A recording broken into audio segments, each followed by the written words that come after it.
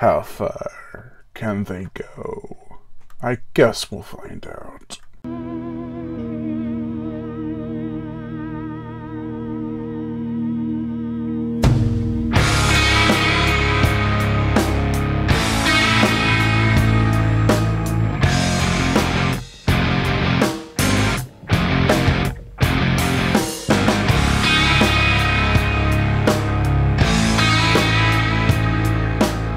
Six-Headed Shark Attack. It is the 6th movie to appear on Sharknado Week 2018 and is directed by Mark Atkins, who also directed Planet of the Sharks and Empire of the Sharks, as well as Sand Sharks, etc. The plot. At a marriage boot camp, 4 couples are working on finding their inner struggles with each other and confronting them. Too bad a massive, 6-headed shark is there to stalk the island and its inhabitants. If you think there's hope, think again. There are some flaws that I feel do hurt the film a bit. There's this build-up revolving around a hurricane that is supposedly approaching the island that the characters are on. Except it never really gets brought to the forefront. It sort of lightly taps them and just barely kisses the shoreline. It makes it ultimately pointless. It did, however, make it humorous when all the characters were yelling because they're supposed to be louder than the waves that are apparently existent.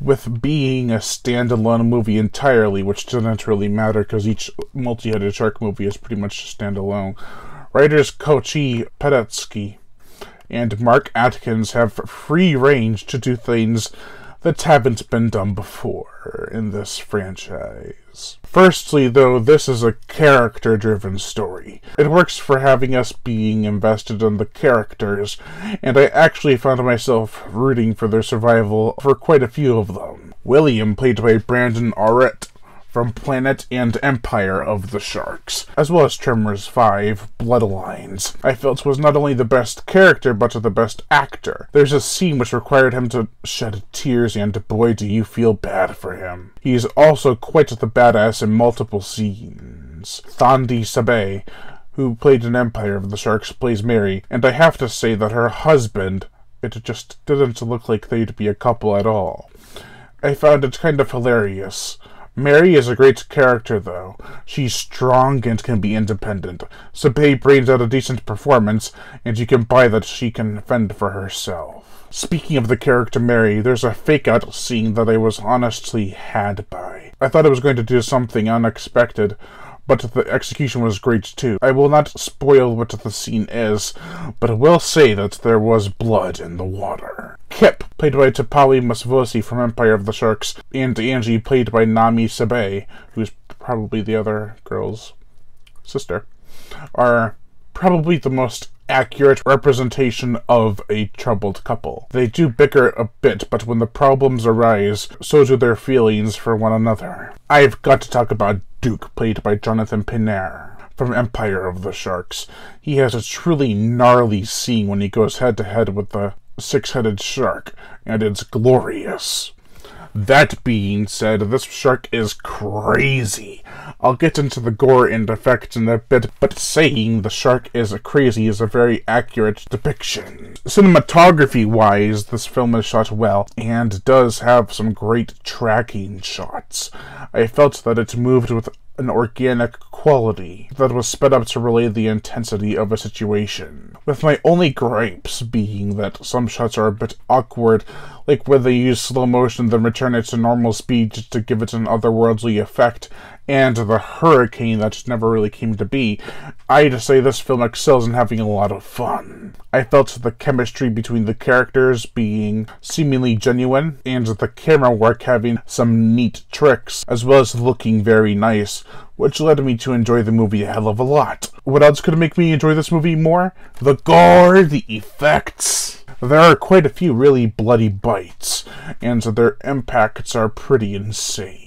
Not to mention a dude is literally ripped in two with a geyser of gore shooting out at another character. That happens at least 3 times in this movie, by the way. I will say that I am a bit disappointed that they reused shots of the shark eating people from Five-Headed Shark Attack, but that only happened twice. It was a bit jarring with the difference in shark design, but I'll let it slide. Speaking of the shark's design, I had my doubts about the muscle and skin and body movements based on the pictures prior to the film's release, but I've gotta say, a stellar job was done on the shark. This was the first time Joseph J. Lawson worked on the effects by himself, and not with the assistance of Steve Clark from 2 to Five-Headed Shark Attack. While I love Five-Headed Shark Attack's design because he actually looks like what the poster represents amongst other reasons, Six-Headed Shark looks a bit more realistic and like an actual shark. I've got to give it a tie between Five and Six-Headed Shark Attack for the best design. The motion picture soundtrack, it is pretty much the same as the previous installments, except for a few added songs. There's a lyrical song that plays that I felt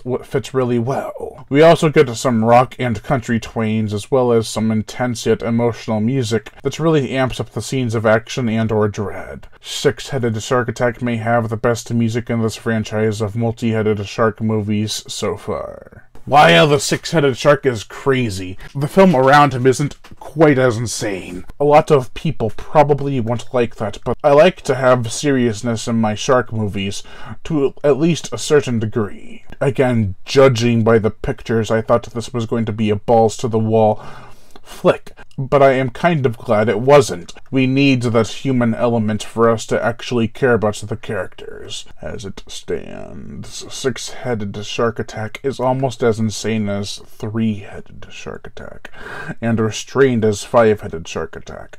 So in that, I'd have to say that's my favorite of the franchise, if not a close second. Overall, I give Six-Headed Shark Attack a 3.5 out of 5. I am Brian Gatto, host of Horror Show Entertainment. Make sure to like my Twitter and Facebook page in the description below to leave comments and subscribe.